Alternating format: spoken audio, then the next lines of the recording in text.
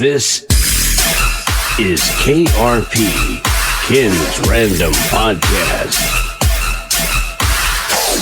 My guest today is a return guest. David Page is the man that brought diners, drive-ins, and dives to the Food Network and into our lives. And David's preparing to launch his new podcast, Culinary Characters Unlocked, at the end of this month with a host of culinary luminaries. Try saying that real fast. It's kind of tough, you know. So being the person that brought Guy Fieri into our lives, I can't wait to hear what you are, dare I say, cooking up for us. Oh, hello, How are you? David. Good Hello. to be here. Yeah, I'm glad you're here because I know that what is today, the 6th, right? So Yep. you've only got 20 days to get this thing going. Yeah, I better get to work, don't you think? Yeah, couldn't fool me. I am in the edit room, making everything perfect. Okay, I'm glad to hear it. Now, food and the entertainment business, they've been your lifelong passion. So I'm sure we will be having some amazing guests and topics. Tell us about some of those culinary characters that you will unlock for us. I would be glad to. The whole concept of the show is lengthy conversations, interesting conversations that take us behind the scenes into the kitchens and lives of some remarkable culinary folks. Yeah. I've got legends like Nancy Silverton, who has won the James Beard Award for, get this, best chef, best pastry chef, and best restaurant. I've got Dan Barber coming on. He is probably the most influential culinary character shaping how we will eat or how we can eat in coming years. He's a huge advocate of local food grown locally for flavor. Oh, You can grow a lot of things in a lot of places, Yeah. but his argument is that as we look at how to redefine our diets, hopefully more plant-based, but not entirely. He's not Mhm. anti-beef in any way.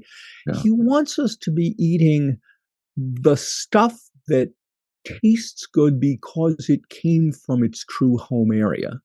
Oh, And he is deeply involved in developing varieties of seed for flavor, not as Monsanto and others do for their ability to grow in tough conditions, not for their ability to provide, for example, the chemicals that are one way of keeping pests off growing crops, whereas another way is simply to develop seeds that are hardy and that do not require that level of chemical involvement. Dan has Michelin stars at both of his restaurants. His best known being Blue Hill at Stone Farms, which is 40 minutes of New York, north of New York City, on a large working farm, which is where he grows most of what he serves. He's a truly remarkable character. I talked to Christina Wynn, who just won the 2024 James Beard Award for Best Chef in the Midwest. She is a child of Vietnamese immigrants who got into the food business not doing anything from Vietnam. She and her husband, who had never been in the food business before, decided they wanted to open a food truck. And they chose the arepa, a South American corn-based sandwich. They opened an arepa truck. That turned into an arepa brick and mortar. Then, because you can't really operate a food truck in Minnesota in the winter, where having lived there, I can tell you it honest to God does get to 30 below, and that's before the wind chill. So they went backpacking in Southeast Asia, and when they came back, they said, let's open a Southeast Asian restaurant. Now, it's not entirely Vietnamese. It is fusion. It is her interpretation of the various cuisines that they came across and enjoyed on this trip and more. And that's where she just won her James Beard Award. But not everyone has to be an award winner to be on the show. What they have to be is damn good at what they have chosen to do. What a concept.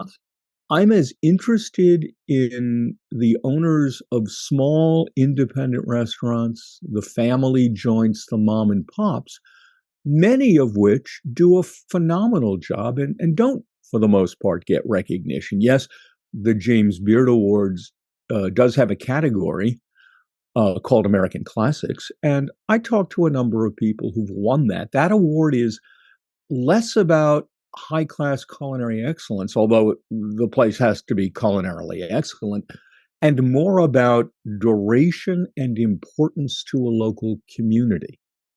Wow. So, for example, the Pekin Noodle Parlor in Butte, Montana, which is the oldest family-owned Chinese restaurant in the United States.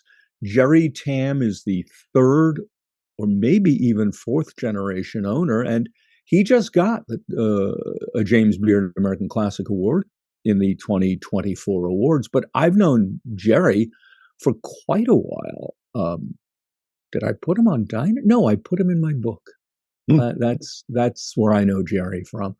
And what's fascinating about this restaurant is, as America broadens its flavor interests, and as the original kind of Chinese American cuisine is being broadened to include not just Hunan and Szechuan, the original cuisine was based on Canton, but now many, many other dishes from other regions of China, because China, like most countries, has multiple cuisines depending upon region and availability.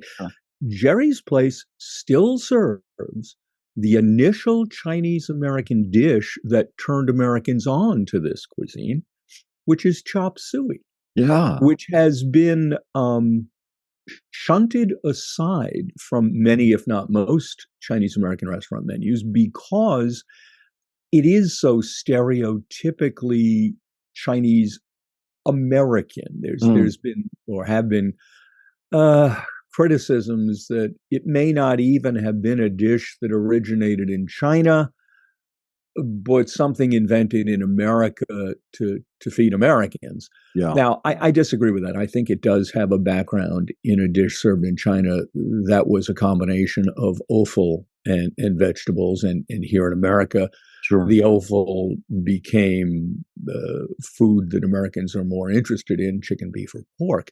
Nonetheless, hanging in there with that, at this point, almost heritage Chinese American food is great. And to find this place in Butte, Montana is just remarkable.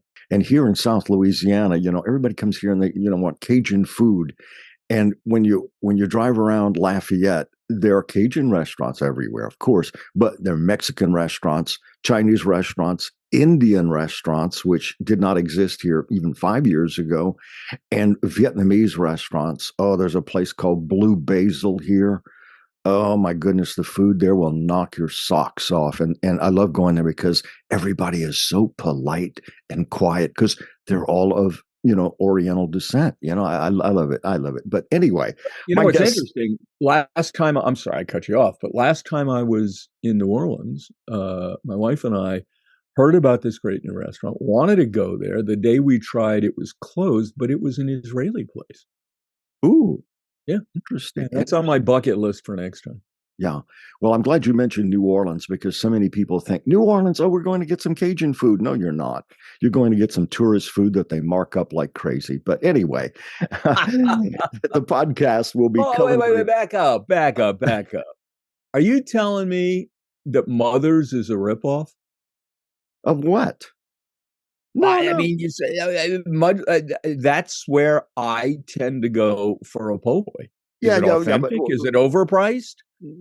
I don't know. I don't care. When I go to Mother's, I don't care, man. Just give me the food. And it's not Cajun. It is New Orleans food. Culinary Characters Unlocked, not to be confused with the guy I'm looking at right now. David Page is bringing this to us, and it will be available on YouTube, Spotify. Or if you want to go directly, culinaricharactersunlocked.com. So it'll be everywhere. So there'll be no excuse not to watch or listen to David. Yes, names will be taken if you don't go there. I understand that. So it's like 20 days away, man. You need to get cracking is all I know. Oh, I've been cracking. I got 36 in the can. In the can, you got 36? Yeah, we're dropping twice a week, so I'm going to have to work to keep up with it. Twice a week? I couldn't do that if I was retired. But, I am retired. Well, remember, I did spend most of my career in deadline hard news. Whereas I was just in radio, I played records and stuff, and all I had to do was watch the clock. Oh, news time. Bing. I started in radio. Yeah. And to this day, it remains perhaps the most delightful medium to me, which is why I'm ending up in podcasting. Yeah, absolutely. To this day, I often listen to recordings, air checks, that are 60 years old of WABC in New York, specifically a disc jockey named Dan Ingram. Oh, the big kahuna. Big kahuna. Yeah. God. You know, we talked about this before. When I was in the military, I was at Fort Monmouth for a year. So I listened to Dan Ingram. The first time I turned on WABC and heard him, I was like, that's it. Turning my microphone. I'm never being on the radio again. And God, there were so many others. And you know, some of the other characters we've talked about at the other radios that I like WNEW, AM and FM. I was a copy boy there. Yeah. Copy boy. What a concept, huh? No, they had WNEW was the number one middle of the road station in the universe. They were for quite a while the highest billing radio station in America. Yeah. And briefly in college, I got a job as the overnight copy boy. And they had 10 wire machines. You know, now you get everything on computer, but A, there were printers, and B, they had carbon sheets each. You had to rip them apart and distribute various copies of the same thing to different writers or reporters. And I would leave there in the morning. I'd leave there at about 8 a.m. with my hands looked like I'd been coal mining. I remember William B. Williams and Mayor of the Morning, but whatever in the hell. It was just so impressive. Oh, joining us now. Oh, wait, is that Frank Sinatra at the door? You know, and it must be. Hi, Frank. Yeah. Hey, Frank, how you doing, buddy? And it was Frank Sinatra. You know, it happened regularly. It was great. But anyway, my guest is David Page, and we're talking about his upcoming podcast, Culinary Characters Unlocked, which will be premiering on every imaginable podcast platform August 26th? 7th. August 27th. That's Tuesday. And then the second episode that week will drop on Friday. Man, I will be running an air check machine. I want all of them, but I'll be able to get them because I can go to the website. Yeah. Our premiere episode will, in fact, be Nancy Silverton, who I mentioned earlier, this extraordinary Los Angeles chef. And what I'm trying to do with this, and succeeding, I hope, is get beyond just the food. Now, I'm going to spend tons of time on the food and technique and how they make it. What I'm fascinated by these people who have chosen as a lifetime vocation making other people happy. Yeah. You can't look. Restaurants are a low margin business. Most of them go bankrupt. It is tough physical work. If you're lucky, you make $1.380. But talking to these people, these passionate people, look, storytelling is about hanging out with people you want to hang out with in the best possible way. And I visualize each of these conversations as an after dinner chat at a lovely mid-level European restaurant where they don't force you out to turn the table. And once you have finished your meal, you can sit there with a cup of espresso and just shoot the bull. Yeah. Talking to Nancy, for example, I said, what got you into food? And I was assuming it would be my mother was a great chef. I grew up in the kitchen. None of that. In her case, she was going to college and she developed a crush on a guy in her dormitory. Ooh. And it turned out that he ran the dining room in the dormitory. He cooked there. And she figured that if she was around him, maybe they'd get together. So she asked him for a job. He gave her a job. She was working in the kitchen. They had a relationship, which she said didn't last very long. But she looked around one day and said, I could do this for a living. Next thing you know, she's at the Cordon Bleu in London. Later, she actually goes to cooking school in Paris. It's a phenomenal story, and she is responsible to a great extent for two major trends in American cuisine. One, artisanal bread.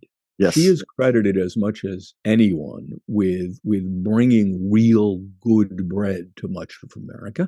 And she's also been a big force in so-called California cuisine, which simply put is a reliance on locally grown fresh ingredients. Sure. She's also a hell of a lot of fun to talk to. These are people, you work in the food world or adjacent to the food world as I do. And it's an opportunity to meet some of your heroes, right? Which I have delighted in doing. It's really a great experience, and I'm about to send out the next round of invitations. So I'm thrilled at these conversations. Yeah, when we spoke a couple of weeks back, you mentioned the bread lady, and I happened to run across her on YouTube right after that. Isn't she great? Isn't she great? She was terrific. And I can't wait to hear the entire interview with her. And so many other people you mentioned, I can't wait to hear their backstories because, like you said, that's the important part. It really is. And most of us will never experience their food because of their location or the fact that we may not have a wallet large enough. I've always wanted to go to the French Laundry in California, but, that ain't going to happen. But anyway, David, it's been a pleasure as always, and I can't wait till the 27th to see the premiere episode. I'm sure it's just going to be fantastic, and I will be watching that one and listening to that one and probably recording it for posterity. I can't wait. So thanks again. Thank you for the kind words and for the invitation. Culinary Characters Unlocked. Now, when you got a face like David and a face like mine, maybe some of those characters should not be unlocked. They should be behind the glass door, But anyway, well, yeah, there's that. As clearly, we both have the face for radio. Absolutely, and a voice for newspaper. KRP, a random production of Ken Romero.